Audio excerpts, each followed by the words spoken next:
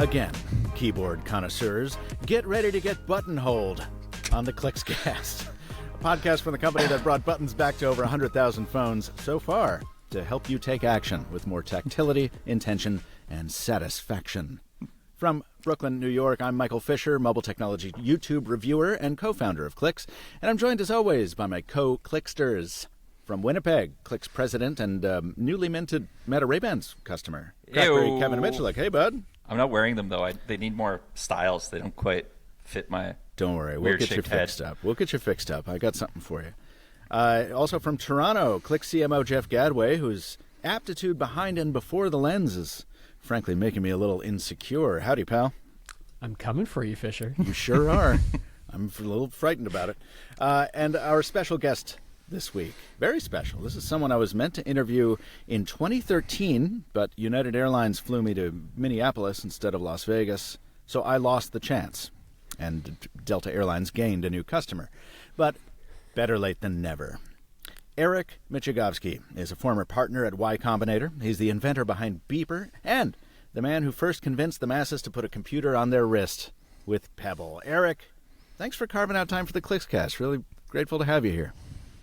It's good to be here, but I guess I'll have to give a post podcast review as well to make sure that the whole time was good. So Absolutely, yeah, no question about that. That is. Can we leave reviews? Like, Yeah. there's like a Yelp system for podcasts? 100%. Yes, it's Apple Music all the way, right?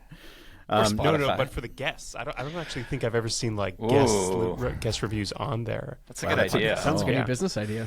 There used to be a guy who like reviewed tech podcasts. Like he would leave Twitter reviews of tech podcasts, and he had like 15 followers. But I always enjoyed reading I them. mean, They were it's a pretty good scathing. idea for a good idea for conference speakers though too, right? Like there's so many people who now make their careers off podcasts and conferences. True. But you need a Yelp for all those people. Well, my favorite podcast right now is Talking Talk Tua. Have you heard about this one? God, from So the it's these guys Hawk who Tour? sit on a couch and review like in detail every second of the Talk Tua podcast. Really? And they were off the air for 3 months because I think she did like a crypto rug pull or She something did. like that. Yeah. And Yes. so she wasn't doing podcasts, and so they had to go, and now they're like doing play-by-plays on other podcasts. It's actually it's a pretty good concept. I like that a lot. Yeah, as somebody who's gotten into red letter media on YouTube recently, Yeah, we're exactly. watching reviews of It's stuff. I'm like like, yep, that's a genre that I never knew I needed, but it turns out I do. I said you're a very special guest, and I gave about 14 reasons, but there's another one, and that is that this is the first time we've had someone from outside Clicks join us on the pod, and I think it's perfect. You're the perfect candidate thanks to your history of building specialty tech, which resonates with people. So I hope that we can kind of uncover some nuggets of wisdom to see what other founders can learn from that experience. So. And I'm just glad to be See able what to we talk can to learn you. too. We need 100%. Yeah, no, This is all a 100%. ruse. You are I've been- correct. This is selfish. Full disclosure, I've been DMing Eric at least once a week. I'm like, hey, do you got time to talk this week? Time to talk this week? He's like, I'm in China. I'm sick. I got a call. Actually, I'm going to watch a you went to watch a SpaceX launch too. You went to see a rocket launch. Which did. one? So we had some lured him pretty in. pretty creative excuses there. You have. It's Yeah. been really good. So I've got all my questions that aren't on the the pre-approved list, and I'm like, Yeah, Kevin's taking big notes, move is taking notes.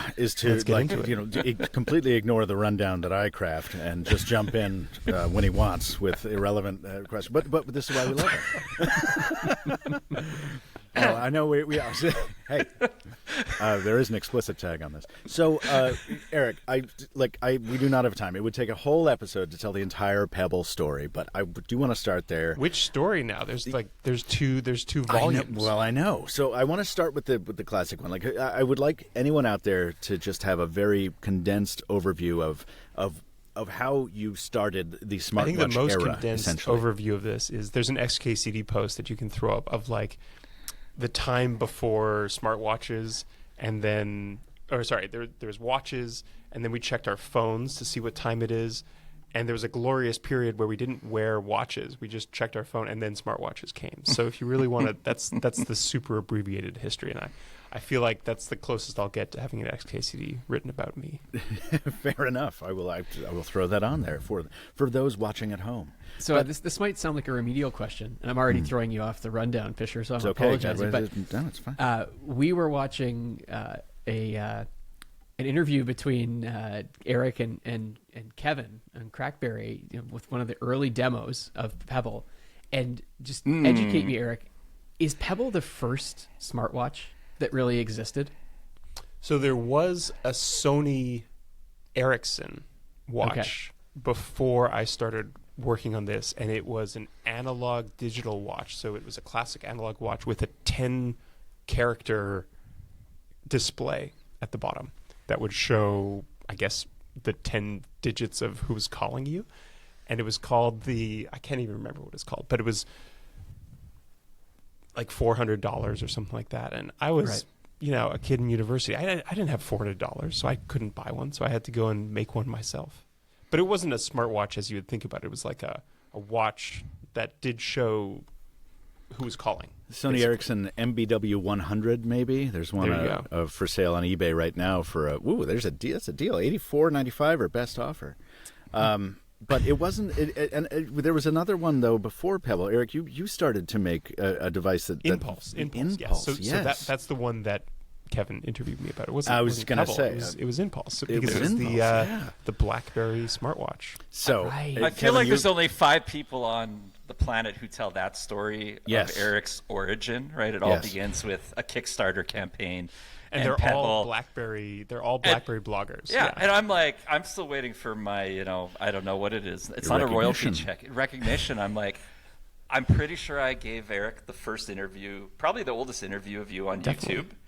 And the article, I just dug it up, October 19th, 2009. When he was the first person to respond to my emails. We broke the internet. But here was the clever thing we did. Eric sent renders of the Impulse smartwatch for BlackBerry. But I'm like, if I type something about a brand nobody's ever heard of before, there'll be nobody who reads it. So I did first images, BlackBerry watch is for real. And then we broke the internet, and I'm like, people are so predictable, and it worked. And then Eric, ba-ba! So oddly enough, Kevin, I didn't remember that it was Crackberry that broke this story. I probably didn't really know about Crackberry too much because I don't know if I carried a BlackBerry at the time, but I do remember it was some holiday. I was surrounded by family. I was trying to probably get out of it, and I was looking on my smartphone, whatever it was at the time, and I saw that story, and I kind of took myself away from everyone, and I was like, wait a minute. All right, so let me get this straight. There's a watch that I could wear, like this is like a Penny's watch from Inspector Gadget, Penny's computer watch, and it pairs to my phone, and it gives me notification.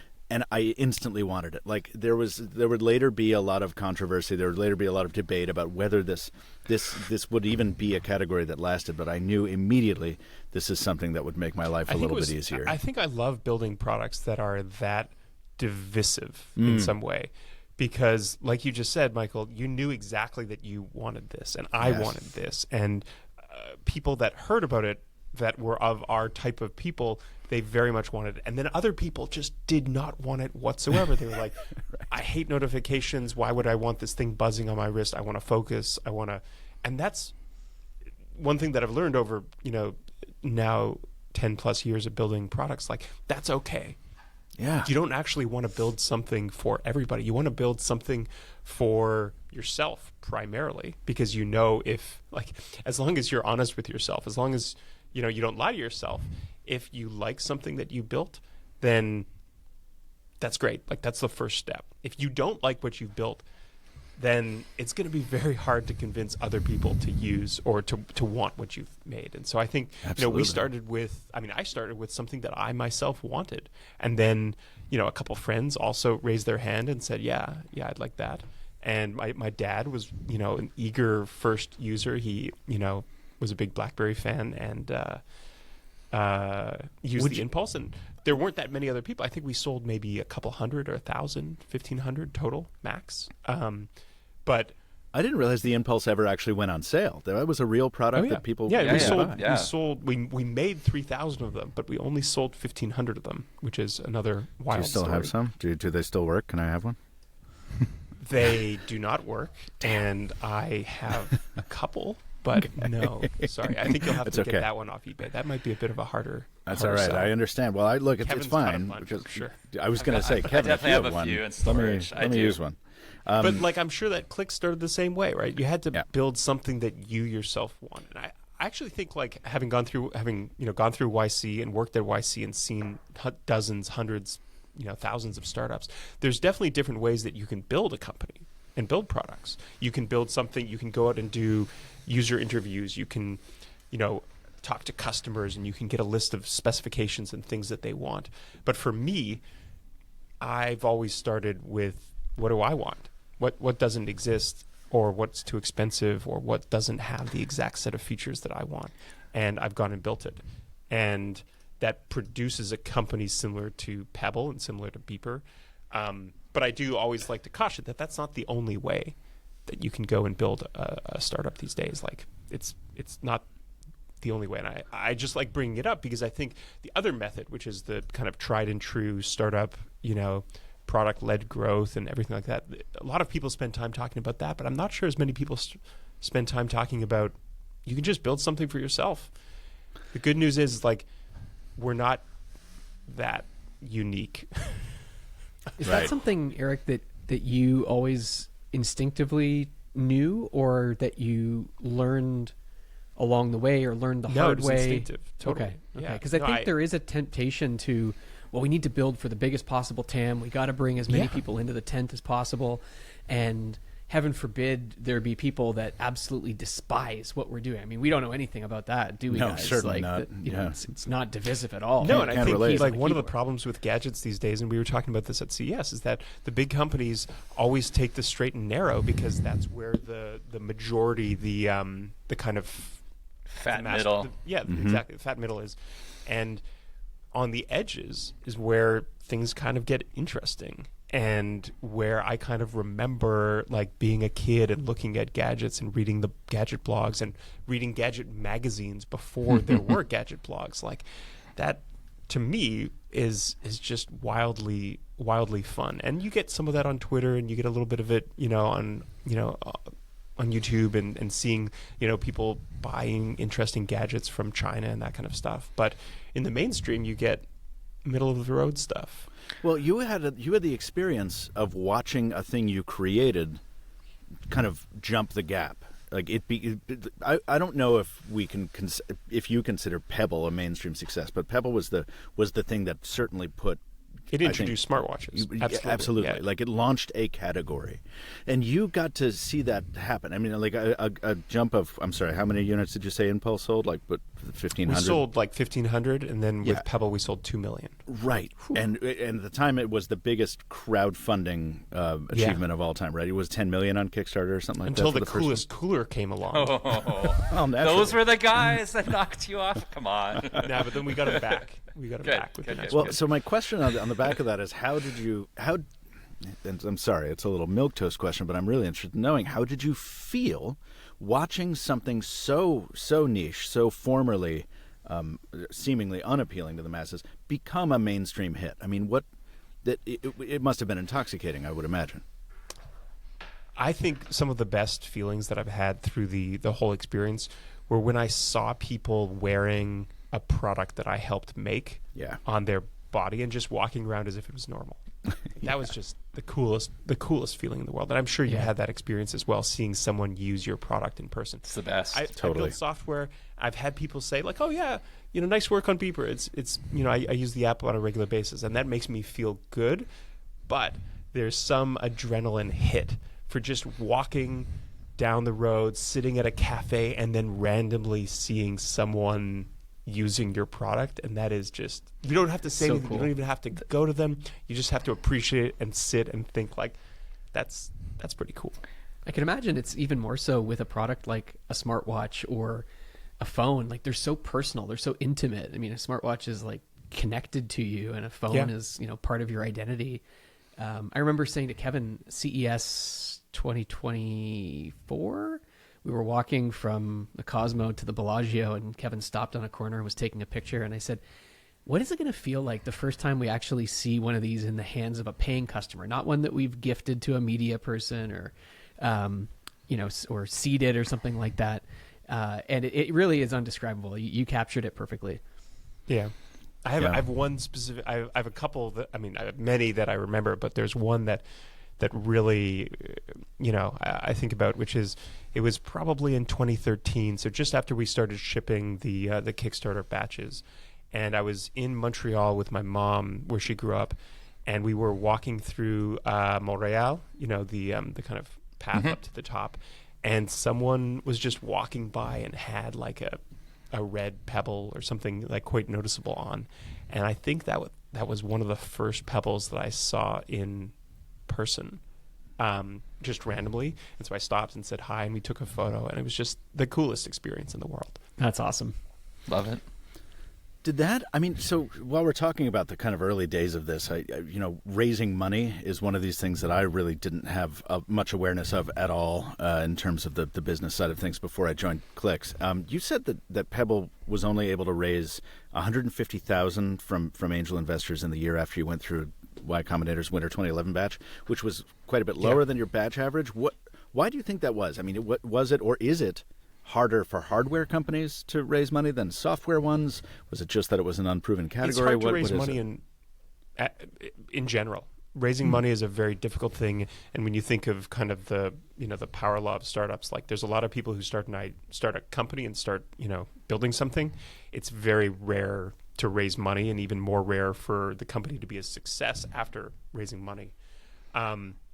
So I feel lucky that we were able to raise at least a small amount of money that was enough to get us to the point where we could launch Pebble. And in some ways, I'm kind of glad that we didn't raise more, because if, I think about this, like if we had raised more, maybe we wouldn't have gone on Kickstarter, right? And maybe we wouldn't have had the constraints. Like I think not having, this sounds ridiculously, first world problems or whatever, but like having these constraints made us more creative. So was Kickstarter then? I'm not going to rag on specific companies, but like you kind of see that in the ecosystem, where companies that have infinite resources sometimes make very different decisions about the type of product that they're going to make, how long they spend to develop it before they start shipping it, just like a different approach. And I really subscribe to the idea that it doesn't cost that much money even to build hardware, especially these days, and you'll have to tease apart the types of companies, but like in the consumer world, like the one that we are in, it's not. Oh, we lost Kevin. No, he's still there. He's back. Okay. In the consumer world that we're in, you don't necessarily need tons of money and time. Like unless you're building something net new, like a new sensor or a new like biological, like scientific system or that kind of thing, you probably might need a little bit more time and money. But in general, like it's pretty approachable. What's funny is like this is totally organic. This must be the third or even fourth episode of our so far 5-episode run where the beauty of limitations has come up. The usefulness of a kind of confinement in terms of a creative or a business endeavor. So I'm glad that kind of arose without any prompting. That's just wild. I think one thing, Eric, building on what you just said, where you can do it, you can build an initial product relatively in an affordable fashion. Also comes down to knowing what you're doing, right? So for you, like when you had the idea to get started with Impulse and then Pebble, what was your education coming out of school? Like what gave you the confidence to take on the audacious, crazy, the ignorance, whatever. Being ignorant is good sometimes, right? Not knowing what you were getting into. If you had known, maybe you wouldn't have. Okay. So I studied systems design engineering at the University of Waterloo. I did a variety of co-op jobs. So I worked one semester as like a building engineer. I would go and evaluate whether windows were installed correctly by like spraying water at them and seeing if the vapor would come inside. So I did that. I worked at a bank. I was a quality assurance tester. I worked for a small ISP installing like wireless Wi-Fi, like a wireless ISP in 2005. I worked at Raytheon doing project management. Wow. So I learned throughout all of my co-op jobs that I didn't want to do any of the things that I done. Yeah. And that was super helpful because I see a lot of people who graduate these, without having done a variety of these different jobs, and they don't necessarily know what they don't like. I had a pretty clear idea of what I wasn't going to do or wasn't interested in doing. And so when I graduated, instead of getting a real job, I decided to just keep working on this project that I had been kind of kicking around, which was Impulse. And didn't have any money. This was in 2008, 2009. Had a couple friends who were working part-time, very part-time, with me. And it didn't go fast. Like the project, I graduated in April 2009. It wasn't until October that I emailed Kevin and put up this render on the website. We didn't start shipping the first few Impulse watches until a year later, mid 2010. And then we got into YC and came down, and things kind of accelerated in 2011. I didn't have any formal experience. I had I think at Raytheon, I had done some PCBA. I didn't do any PCBA, like circuit board design myself, but I had driven to a factory that made PCBA, so I kind of like knew a little bit of the lingo. But I think my biggest skill was that I had friends who were much better engineers than I was. And as a systems design engineer, and I think as just someone who's curious and interested in technology, I kind of vaguely knew how these systems work together. And that allowed me to think at a systems level to say, like, okay, if I want to build this end product, what are the things that are necessary to get there? Well, we'll need a circuit board, we'll need some software, we'll need a mobile application, we'll need a mechanical enclosure, a case, we'll need to ship everything around. And I didn't actually have any mentors or advisors who had done this before. The closest I got was my uncle's wife's brother's brother. Love it. was an industrial designer, and he had done a couple things before. And so my uncle was like, you should talk to him. And we ended up working together. Just, he was working part-time. He designed Impulse and he designed Pebble. And then now has worked with me for 15 years on different projects. And that's the original Pebble you're talking about. I mean, you went through how many generations before the sale? I mean, you 4? Pebble Steel, Pebble Time Steel, Pebble Time Round, Pebble 2, Pebble Time 2. So yeah, we had 6 or 7. Yeah. I have a selfish question about Pebble Steel that I'll save till the end if somebody will please remind me to ask it. But just, I think we all kind of remember the sort of track, the ascendancy of Pebble, and I remember certainly reviewing many generations of them. I even have some here to lend myself some credibility as an actual Kickstarter backer who bought and then reviewed them, because Pocket Now was like tiny and we didn't even ask, we just bought stuff. You've been very transparent about what happened next after this, like, just immense smashing success. You have a great blog post, which I will link to if you like, on Medium, about the kind of the choices that led to what you called the failure of Pebble. And one of those is tied to growth and like very fast growth. And I think that unconsciously stuck with me a little bit, because in the early days of Clicks, I didn't know anything about business. And I was like, Kevin would seem to be calling me every 3 days and saying, yeah, there's another member of the team. There's another member of the... I'm like, so, Kevin, we need all these people, right? Because as I recall, rapid scaling is like one of the traps you can fall into. Like, do you still think that's true, Eric? You said we should have just stuck to what we knew best and continued to build quirky, fun smartwatches for hackers. Like, is that still your feeling a few years after you ran that post? Thing. So that was written 10 years after the Kickstarter, 4 or 5 years after we sold the company. During the thick of it, though, no, I mean, it's natural to want to grow. It's very like that's kind of the definition of a startup that Paul Graham put forward. A startup is a company that's designed to grow quickly. Anything else is not a startup. And I was at a startup. I was building a startup, and so it was natural to want and need and kind of thrive on that growth. When you grow, I learned there's an adage, growth heals all wounds, or at least covers them up. So as you're growing, you don't really see or hear too many of the kind of like subtle under the surface problems, because the numbers going up, things are happening, things are great. It's only when that growth kind of peters off or levels out that you start to expose some of those problems under the surface. And so we had a ton of problems, but man, we were growing pretty quickly, and we just didn't have time to really see them or see the impact of those problems. Eric, one question I have as you're talking that comes to mind is just how different the world was when you were working on this, right? Like the support networks, even if you Googled for what you should do and there's no ChatGPT and there's not a million, founders clubs you can join and easily network with people. A lot of that didn't exist. So you were kind of, like you said, mentorless figuring this out in the beginning. Obviously, Y Combinator. Wasn't and Pebbles. entirely.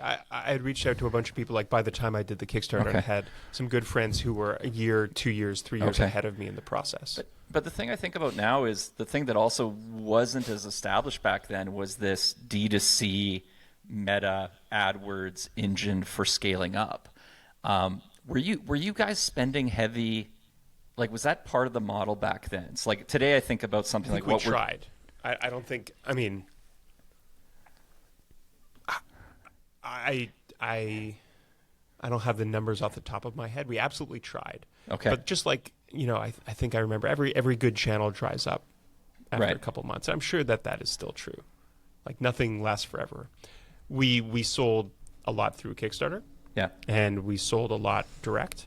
We sold a lot of units through Best Buy and Amazon and that kind of stuff. But the profit was all from the Kickstarters mainly and from direct sales on our website. Got it. Okay. It's nothing like a passionate customer base, right? I mean, that's one of the things that has continued to strike me about Pebble is that like you didn't end up the biggest wearable company, but you had the most enthusiastic customers, and I think that we kind of take that for granted as it's an obvious observation that doesn't really mean much, right? It feels nice to say. It's nice to say you have a vibrant community, et cetera, but like at the end of the day, how much did that matter? How much did that translate into the success that you found? Like, is it more important to have a small but passionate customer base than a large but largely I don't know, but we did it because it felt natural. Like we ourselves, I and other people on the team, we were Reddit users. We were people who hung out on forums, people who traded cool apps that we had found, and as we were working on the Kickstarter project, I just started writing blog posts every week or two. And that, I think, gave people some insight into what it's like to build a consumer electronics product. I'd never done it before, so I was learning as we went, and I think sharing that with the community was a pretty interesting kind of side effect. And then that translated into, as we were developing the SDK, we spent a lot of time talking to developers, and we learned a lot from other developer-led companies like GitHub and Twilio that had just gotten started a couple of years before us, and we learned some cool tricks. Like one of the ideas that I think one of the early GitHub dev evangelists told us about was when we were planning these new SDK releases for Pebble, where we would announce like new features and new capabilities that developers could use to write watch faces or apps. We actually flew in 100 of the top developers to our office in Palo Alto and put them up for the week. Had a lot of fun. Like the first day they would come in and we would kind of share an update about what's new in the SDK, and then we would get a bunch of sticky notes, and people could give us feedback, and we would build these walls of feedback, and then inevitably it would just turn into kind of like a multi-day hacking session where developers would work on their app or work next to one of our engineers, and they would kind of, and we spend a lot of time going to the bar and had food, and these turned out to be great because first of all we got real in-person feedback about the SDK, the new things in the SDK before they launched, and so we would fix those problems before we launched it. Second one is, I think it was fun for those folks that we flew in because not many people had been to the Bay Area. They hadn't seen kind of how a startup works or runs in person. And then the third aspect was we hired a bunch of people. It turned out to be the best recruiting thing that we did for the whole company, where, people who already are coding for your platform, you get to see them in person, meet them, see what it's like to work with them, and then say like, hey, do you want to just, stay here? That's awesome. Man. So smart. Yeah, especially since it spontaneously developed and wasn't like a, subtextual part of the plan to begin with. Exactly. I love that. Yeah, and so then getting to your point about community is like the things that we didn't set out to build, this fantastic community. We just did things that felt natural to us because we ourselves were members of these type of communities. So before I know we got to move on, and I know we want to talk about Beeper, but since we're talking about community and the raving fans around Pebble, one of the things that I wonder about is along the way, if you came across skeptics and haters, we kind of scratched the surface on this a little bit earlier about like, we're not trying to build for everyone. I remember the names of them because right? you can't, it's like a bad beat in poker. You can never forget. So what was your approach to this? And I ask this selfishly because with Clicks, there's people who absolutely love it, and there's people who think that Steve Jobs is rolling in his grave. But I guess what I'm getting at is we grapple sometimes with how much we should, I don't want to say defend ourselves, but like stand up for what we're doing and stand up for our customers who do believe in us and give them some air cover. Or is that just, it's shining a fine spotlight line. on It's a what's super already, fine line. yeah. It's like, people have valid reasons for, I'm remembering back to the early days, like when we hadn't shipped, right? And so it was very tough. We wanted to talk about Pebble, but we hadn't shipped, and the only thing people cared about was they wanted their watch, right? Yeah. And it's very hard to remember, but like we promised it would be in this month, and then said we're not actually going to publish a ship date. We made a decision. I made a decision to say every other project publishes a ship date, and then immediately doesn't hit it. And so instead of doing that, I said we're just not going to publish a ship date, and that was a pretty rough thing for a lot of people. But I think it was the right decision. The only way I could do that is I knew what the ship date was, and I knew we were relatively able to hit it. It wasn't like a year out; it was a couple months more. Yeah. So, we had a bunch of people who were taking pot shots at us because we hadn't shipped, and we'd said we were going to ship, and ... And so you can't really. It's indefensible. Like, what are you going to say? Like, yeah, we haven't shipped yet. So you can't ignore that. You can't ignore the truth. I, over time, have learned that you have to be honest with people. You have to be honest with yourself. The question is always, where do you draw the line of how much you're going to communicate? There's this continuum of over communicating and under communicating, and I think every person needs to find, or every company that's kind of managing this interconnection with the community, like where are you going to be on that line? How are you going to communicate? Are you going to post blog posts? Are you going to post on Twitter? Are you going to post on Discord? Are you going to be there 24/7? Are you going to be there once a week? And I think once people learn the cadence, it's easier for them to kind of appreciate that this is an important part of the job of a kind of new consumer electronics company. You have to, these days, have some degree of kind of interaction with your community, but there's no one size fits all. And I think some people, like I see some founders like love being on Twitter and being there 24/7, kind of like in the midst of it, in the thick of it. That's not me. So I was more of this like cadence, once every couple days or weeks. Yeah, you sort of preserved your old identity of like, just kind of gadget nerd, like, and that's a compliment. Like you would tweet about small Android phones most recently, and I feel like you never really changed your. I finally got it. I finally got the small Android phone that I am. This is not a paid ad. And you achieved it by misusing the light phone. You are misusing. Well, let's just focus on the hardware first. It is a small, beautifully small phone. It's a stunning piece of equipment. It's this like brick that's just metal and glass. It feels fantastic. It's got a wheel on the side. It does not have a keyboard.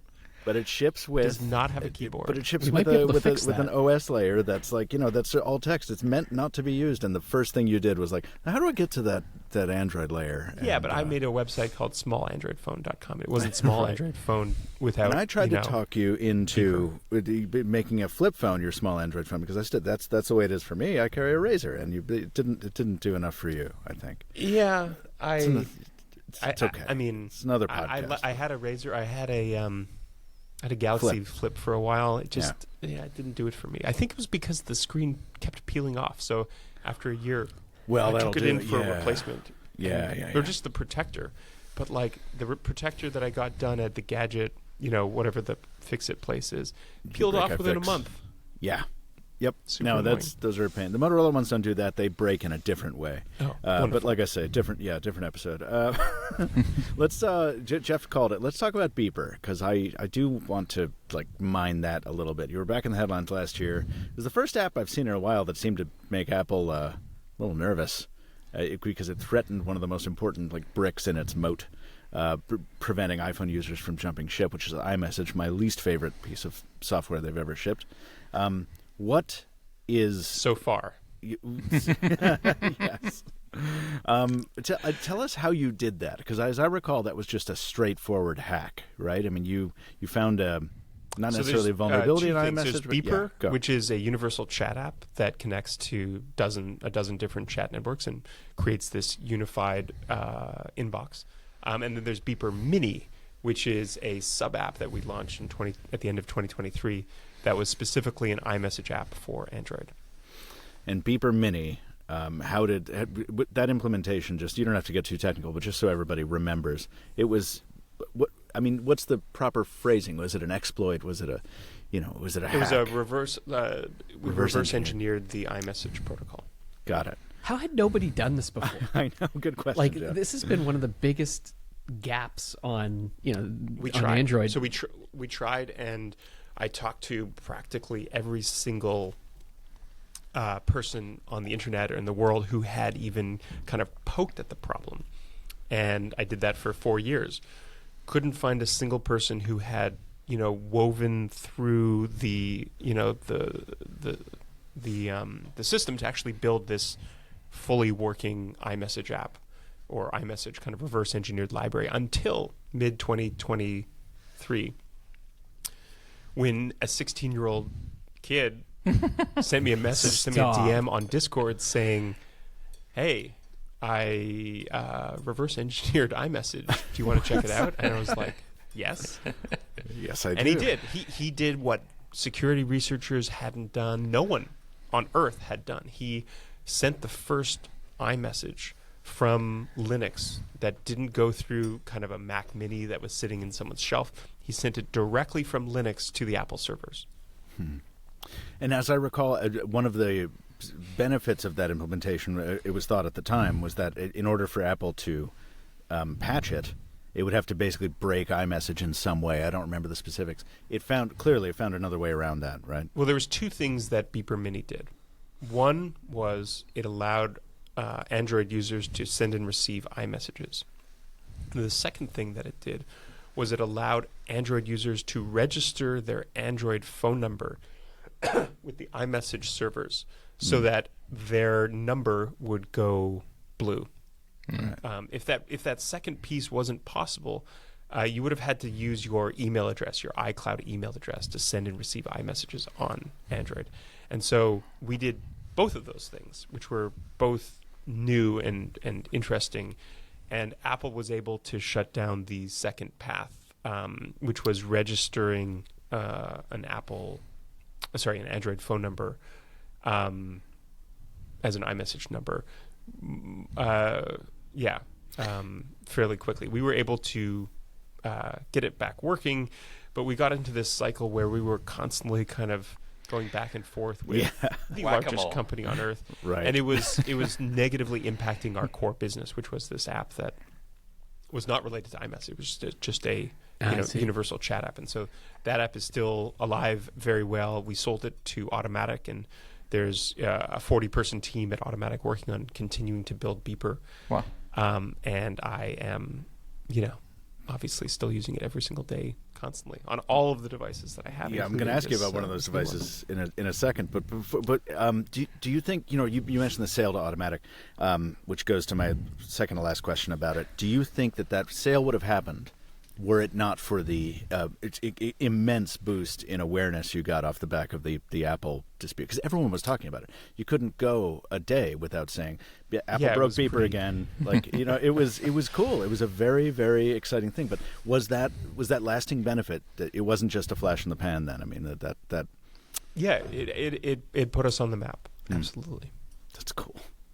I want to hear about I didn't know you made anything hardware-wise to support this until all three of us, I think, were at CES at whatever. This isn't even the BeepBerry. This is another product that I just picked up. What? What is that?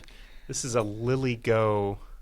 This is a Lily-Go T-Deck. Yeah. Oh, I've seen YouTube videos about these. Yeah. So it's this ESP32 keyboard-based device that I just got in the mail yesterday. But the problem is that there's no software written for it. So I'm trying to find someone who will port Pebble OS to the ESP32, and I haven't found that person yet. Wait, like it would be a giant Pebble? Like, I mean, would it scale up? Would it fill the whole screen? I was like, what would it? You could either double the screen or just have a tiny little Pebble right in the middle. What would you use that for? Like as a development platform or as a little no accessory? idea. A little. I don't know. Oh, fun. I just want it. Yes, I also do. Well, wait, you don't have a BeepBerry though with you, like on you right now? Not on my person. No. So you had one in CES at it. this bar, and I was like, "What? What is that? I didn't know you had made any of these." And this is just a little BlackBerry. That was a Raspberry. So the BeepBerry is a Raspberry Pi. It's an e-paper device with a BlackBerry keyboard and a Raspberry Pi on the back. It just runs Linux. Okay. But it also there's a beeper client for it that you can load onto it or not? It runs Linux, so you could run a Matrix client that runs in the terminal. I would ask you why you built it, but I know the answer. You wanted it to exist, right? It seemed kind of cool. It is cool. It is cool. I think it's super It cool. was fun. I have one of those here, Fisher. I'll bring you to San Francisco. Excellent. Good. All right. Because those are sold out, right? You guys should have every single keyboard device in existence. I think that is a requirement. Yeah. Oh, sweet. All right. We are a little crunched for time, but I want to come back around to this Pebble 2025. The biggest surprise of the year for me so far in the tech space was this kind of, you've announced that you're bringing Pebble back. Yes. Why now? Why? Not why. Why now? Why now? So why now is very specific. I have a limited number of Pebbles. This is, a Pebble times steel. I have a limited number of them in my closet because you break a watch, like you smash it against something, the battery dies, it's a watch. It doesn't last forever. And luckily I had quite a few of them. But the software still works great. I've, connected it to my phone, Android, of course. And it still is the best smartwatch for me in existence. But the hardware won't last forever. So inevitably I'm going to run out of watches and Pebbles, and I'm going to need one. And I've tried every other smartwatch in existence in the hopes that one of them meets my very specific set of requirements, because I didn't want to have to build this all over again. Don't make me build another product. Yeah, it's like, well, couldn't the Pixel Watch be good enough? Couldn't the Samsung Watch be good enough? Couldn't the Apple Watch be good enough?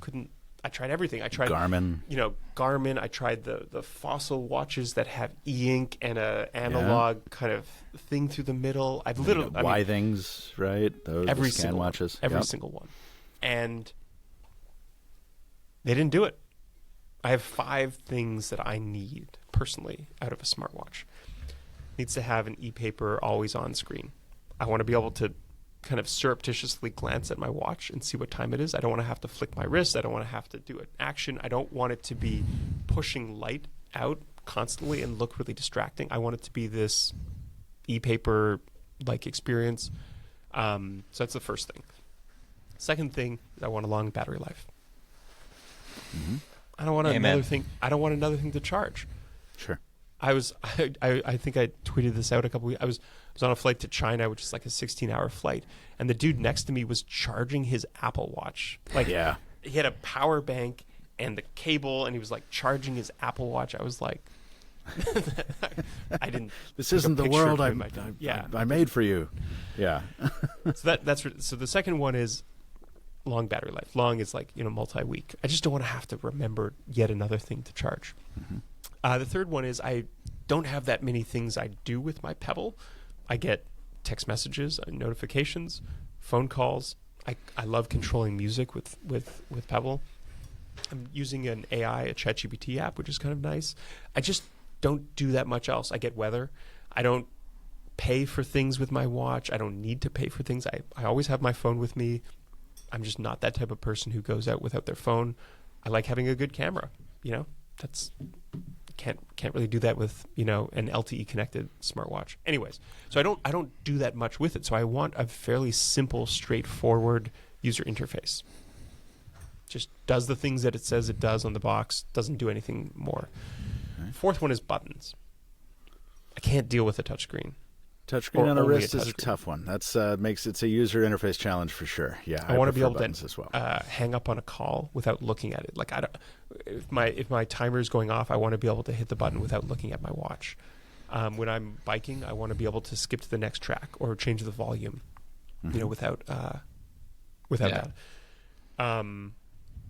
And the fifth one is I want it to be hackable. You can't even write a watch face for the Apple Watch. Yeah. Isn't that crazy? And people deal with that. I mean, I don't, but I assume that people who have an Apple Watch on their wrist are like, yeah, I'm just going to use whatever Apple tells me. I was so addicted to the Facer for that reason on Wear OS. I mean, I need that customization. I need to be able to build one. Android Wear, Google Wear, whatever, you can do your own watch faces. You can. Anyways, so I got to tell you, that's a really good pitch for the Pebble Watch because the guys will tell you. I know it's not a pitch. I know it's not a pitch. But it serves as one, right? That's the beauty of really good marketing. It's build something that resonates with you, right? And I'm sitting here, I'm ticking the boxes, Eric, because the guys will tell you I'm an analog watch guy, right? Because battery life drives me crazy. I want to be able to surreptitiously glance at my watch. I don't want to be inundated with notifications. And so I use it primarily for a watch plus a little, if I could do a few more things. So this is really I'm I want to go buy one. So I mean, Eric's right. I begrudgingly am wearing an Apple Watch. I've always hated them until the Ultra, where it got kind of chunky enough that I felt it replaced my mechanical watch feeling wise. But I turn off everything on it, right? I use it for the bare minimum amount of things. The reason I keep it on is probably for health tracking. I like the continuity of a step counter in the data. But what I'd really rather have is something, honest to God, I could wear on my ankle, because I can't sleep with anything on my wrists or hands, right? Really? Oura Ring drives me nuts. Fitbit, Whoop, I've tried them all. As soon as I wear them, my sleep score goes to shit. But if I strap this to my ankle, I strap a Whoop to my ankle, your feet don't move. I don't notice it. I sleep like a rock. My scores are great, right? So I literally will wear things made for my wrist on my ankles. And I'm like, what I want to say. That's the first time that I've heard that. No, it's a trend. Start Googling it. I may have been on the leading edge. It's the 15th time I've heard it, but I hang out with Kevin a lot. There were some articles recently that were popping that they finally caught on to what I started years ago. But I'm like, build the minimal fitness tracker. That's kind of the same pitch you just gave for what you want on your wrist. But I just want that for health. I want it to just disappear so I can wear. A friend of mine is working on this. He's working on a fitness tracker that has a solar panel on the top of it. Never need to charge it. Yeah. And it's nice. super small. It doesn't even have a battery. It's like wearing one of those Medic Alert bracelets. Yeah. It's the same size as that. Yeah, that would be right? If I could just strap it in along with some stuff here, I'm happy. That's literally what he's building. Yeah, happy. Which That's great. Forever. That's fantastic. It's funny because it's Kevin. I hear that pitch, and it's a good thing to ask for. It's a good thing to want. But for me, the wearable segment overserves health data so much, and I am someone who's like, look, man, the step count's always screwy anyway. The sleep tracking isn't really reliable. I don't need or want any of the fitness stuff. And it seems that with Apple Watch Gen 2, the whole industry just pivoted en masse to fitness tracking. So to have a product, including Pebble V1, that was one of the things that we tried to do in the interest of continuing growth, and really didn't work. Right. You even built a whole product. DNA. It wasn't part of our DNA. Was this core? Was that the No, it was like we added health tracking here. Yeah. And we really emphasized that with Pebble 2. but it wasn't true to our core. It wasn't like, notice how those 5 things didn't mention health or fitness once. Exactly. Yeah, exactly. Yeah. Well, that's one of the things I was going to ask about. And I think I'm getting to know you a little bit and might know the answer. But when you're thinking about how you build and what you are trying to, the value proposition you're trying to deliver, are you thinking about the past Pebble users who have this unscratched itch for a new Pebble like you, because theirs is maybe not going to last forever? Are you thinking about trying to capture a new audience that maybe has different needs? No. And how do you kind of balance out those two demand it's, groups? It's pretty simple. I'm building it for myself. That's what I thought you were going I to love say. it. And that's it. Best business plan ever. Honestly, seriously. And luckily, I'm not unique. Yeah. I'm not a unique snowflake, world. as much as my mom told me. Like, there are many other people who are close enough to me that they will appreciate and benefit and love having Pebble back. And to answer your question, it's very much like there's a group of people who are underserved by the current market, and they look exactly like me, and they're going to really love these new watches. And then there's a group of people who didn't even get the chance to experience it during round 1, who maybe, I swear to God, people have emailed me saying, my parents had a Pebble and they loved it, and now I want one. And I'm like, wow. Yeah. No, but I love that clarity of vision How old and not getting distracted by all sorts of superfluous needs and trying to satisfy too many groups. I mean, I love that focus and that like steadfastness. That's awesome. I think there's a good lesson there. There is. Well, I'll also come back on the podcast in 6 months or 12 months and say, hey, I fucked this all up. This doesn't work at all. This is a terrible business. But we'll see. Eric, that's one thing I want to ask you about is like you've done a lot of things from your stories today. Like you come across obviously as a very chill guy. I think you've mastered some sort of Zen state. That's what I feel like from the outside watching. But I'm like, how were you in the room and how did you go to bed at night when you're on your uncertain times, like some of the trials, tribulations, during like, the roller coasters? Yeah, like how did you deal with it and how did you get through it? And you're still here, you still got the energy, you ain't bitter, you're like you got. I think the truth is that I think that being naive helps a lot. If I had worked at a consumer electronics company before starting Pebble, I probably wouldn't have started it because it's really hard. It's Right. incredibly hard. And there's so many different things that are hard. There's, you name it, there's a problem, a roadblock, a brick wall that you're going to have to hit and get over. But I was 22. I had never worked in the industry. I had no idea what we were doing. And that served me very well. Because I was able to sleep. I was able to, get my mind off, the current set of problems. And that didn't work every time. There's probably 2 or 3 nights that were really bad during the 4 years. But generally, I love taking notes. I love making lists. I think to me, making lists is the most relaxing thing that you could possibly do because it takes something off of your brain that's weighing down, or it takes something off my brain that's weighing down. I feel like you on and me. Jeff are now best friends. Cause I was that's a Gadway. speaking my language. That's a Gadway thing, 100%. Yeah. And so I think that there's no way that I'm going to be able to solve all the problems that we're currently facing, but if I at least appreciate that there's an order of operations and severity. Some are worse than others. Mm-hmm. What was it? A thing I remember from the Heroku founders when they came and gave a talk at YCs. They said a startup is always on fire. Every part of it's practically burning down. But it's important to be like an ER nurse and triage the patient and figure out what is the most important thing to be working on. And generally, like when you're working at a startup, you're trying to grow. You're trying to build something that grows. And so you think about what is the thing that's currently blocking me, my company, from growing, from making more money. And you work on that first because there's always an infinite number of things to work on. So you want to apply your energy to the thing that's going to have the most ROI, the most kind of, immediate return on that energy. I think that's a really universal concept that could be applied to hardware or software businesses. I'm wondering though, having gone through YC and then been involved with YC, is there different kind of sets of parameters or guidance that you give to hardware businesses versus software businesses, or are the commonalities actually more similar than people would see on the surface? Very because similar. Growth is growth, like you said. Growth Focus is on the growth. things that are going to create leverage. People are the same. One thing that was interesting at YC is that everyone comes in thinking, my startup's different. And honestly, when you're 2 or 3 people, there's so many similarities that it's 98%, the same. And so we had healthcare companies, pharma companies, robotics companies, space companies, consumer, B2B, you name it. Most problems are, co-founders aren't talking enough, or I'm not actually building something that people want, or I'm working on the wrong things. I should be working on the things that are closer to, getting the product out the door, or no one wants to invest in my company. These are pretty standard things, and odds are is like these are the things that most people running a company are facing at this time.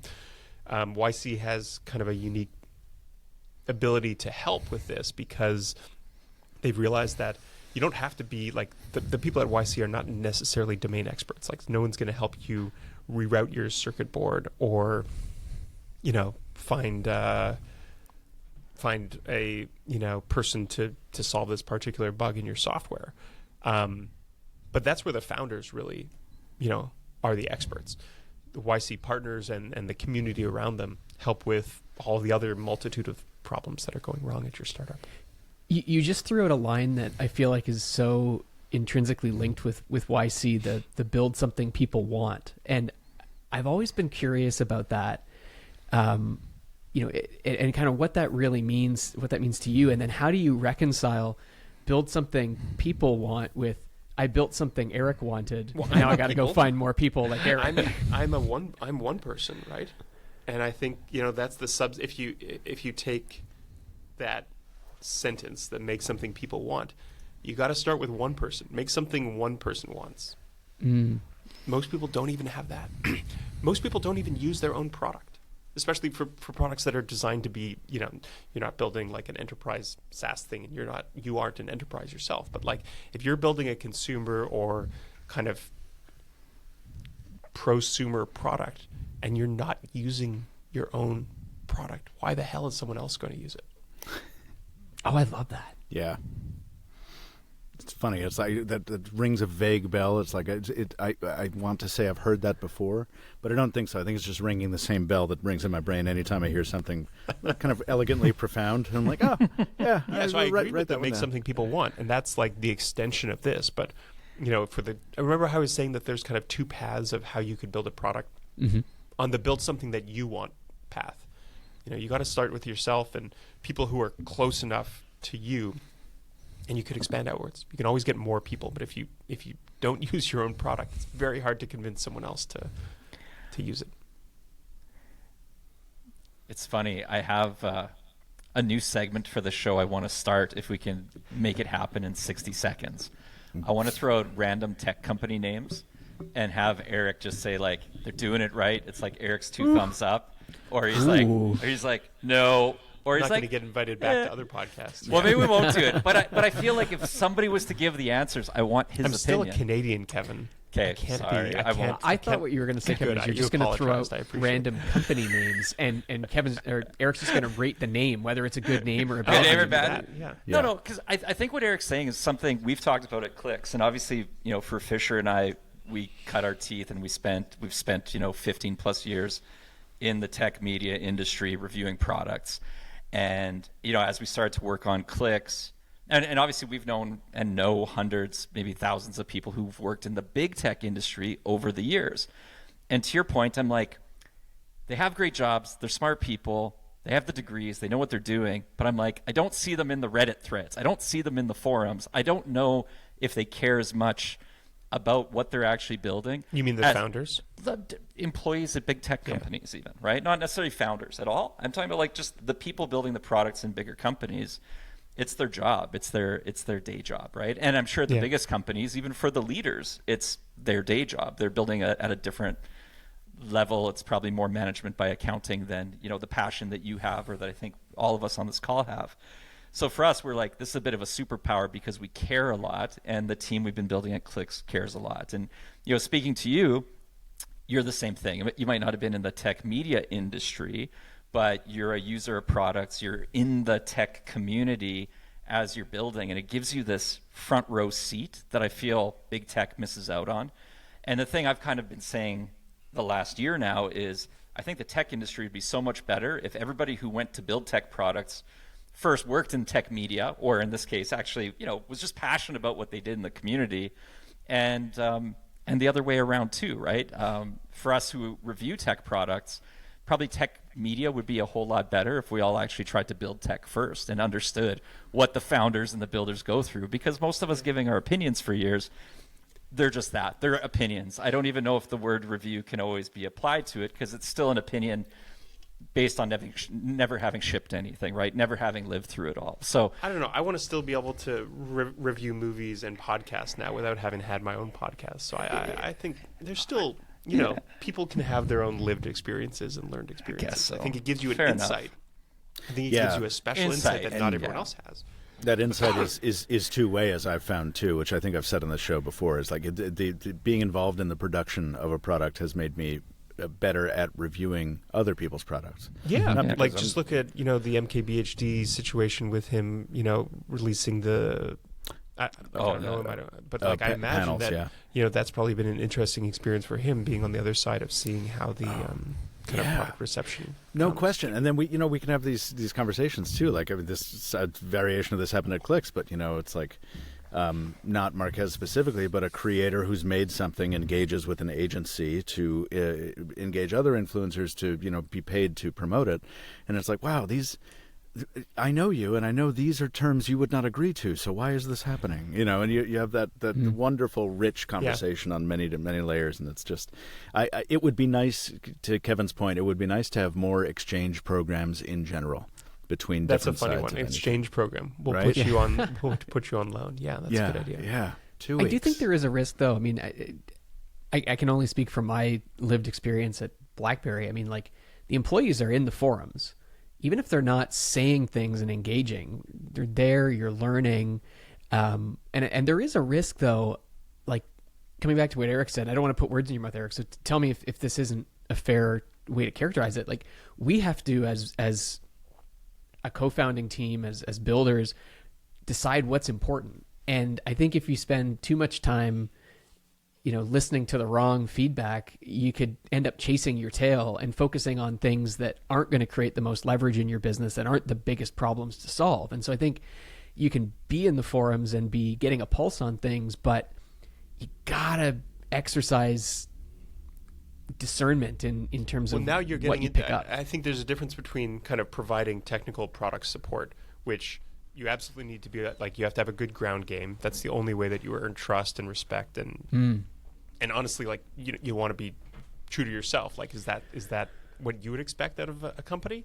Yeah, obviously. And so you got to deliver what you would expect, and that's on the more post-sales product, quality, that kind of thing.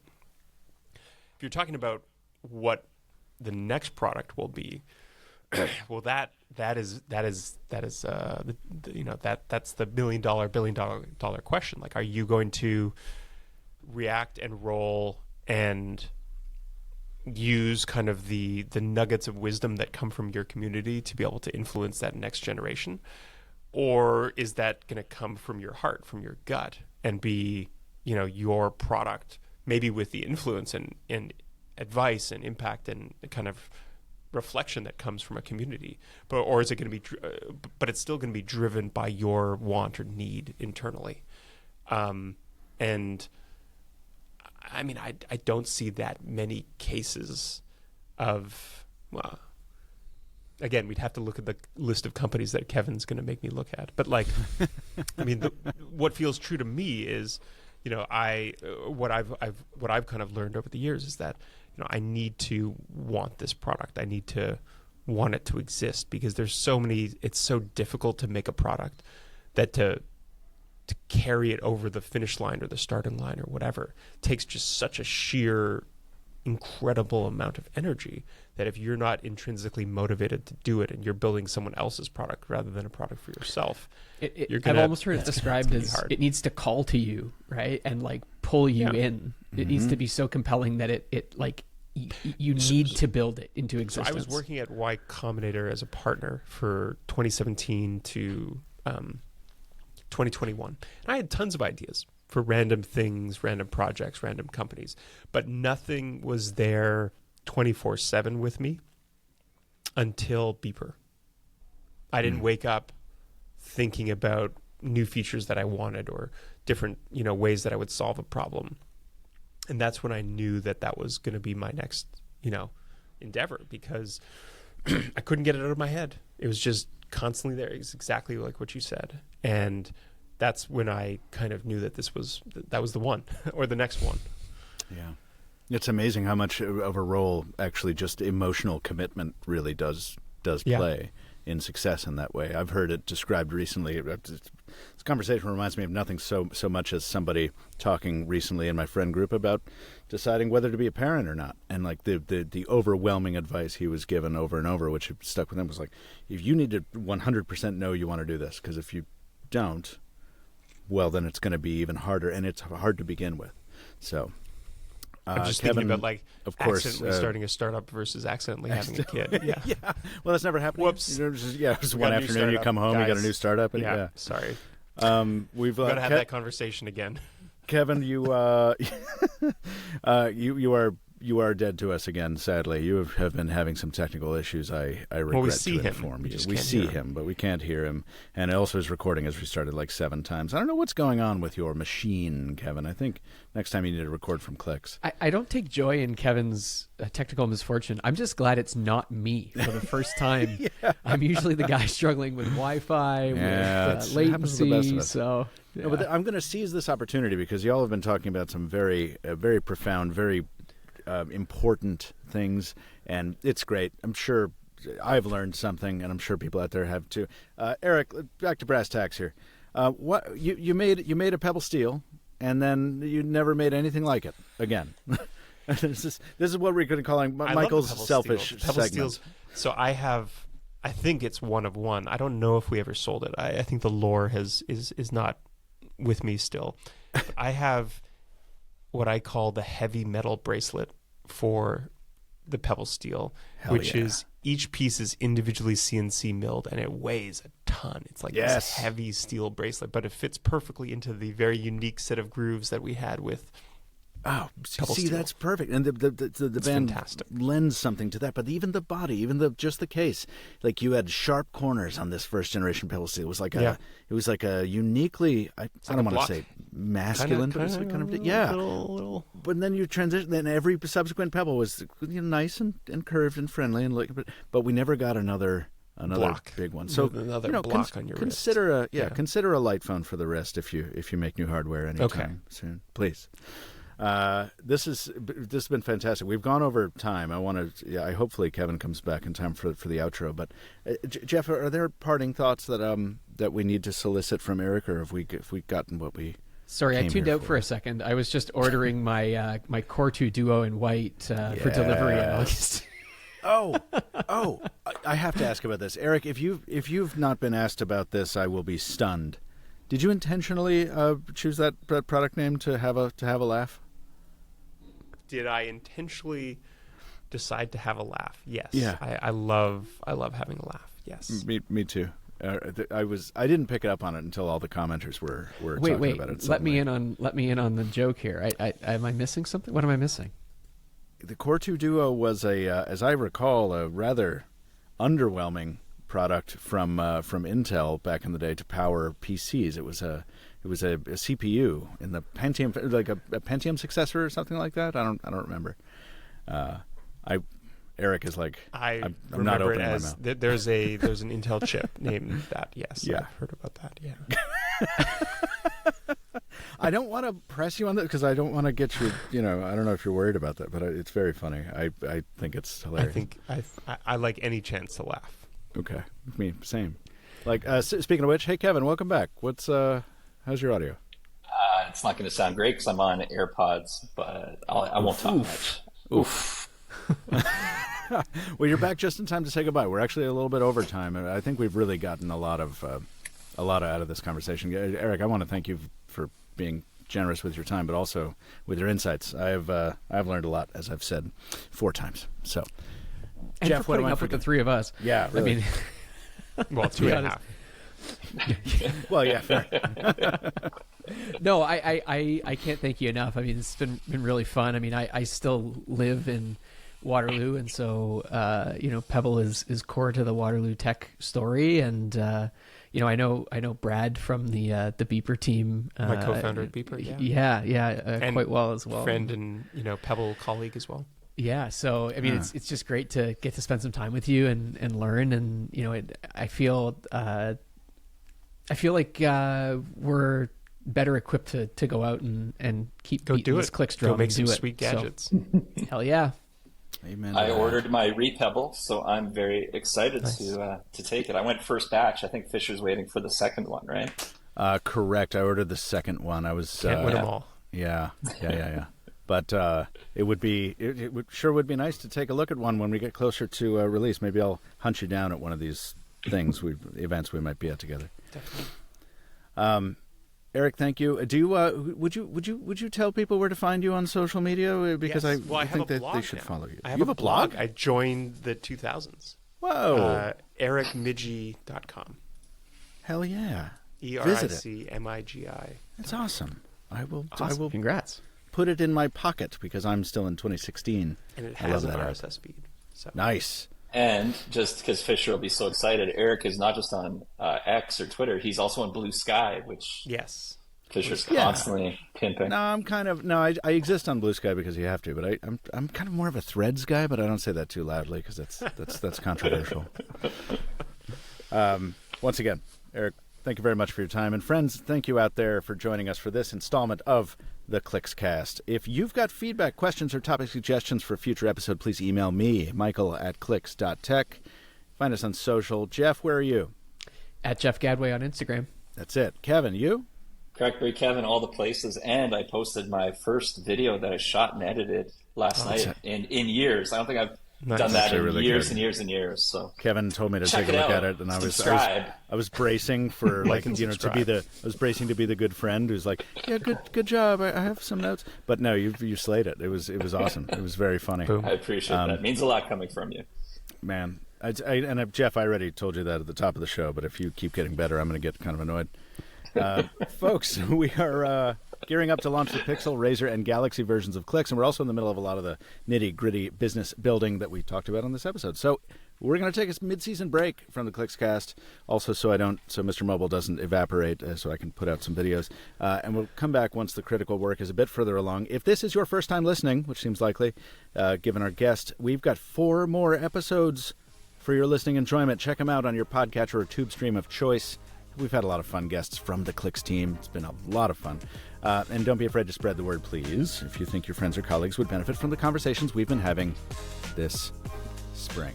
Until next time, keep your keyboards safely clacking. The ClicksCast is done. Good night.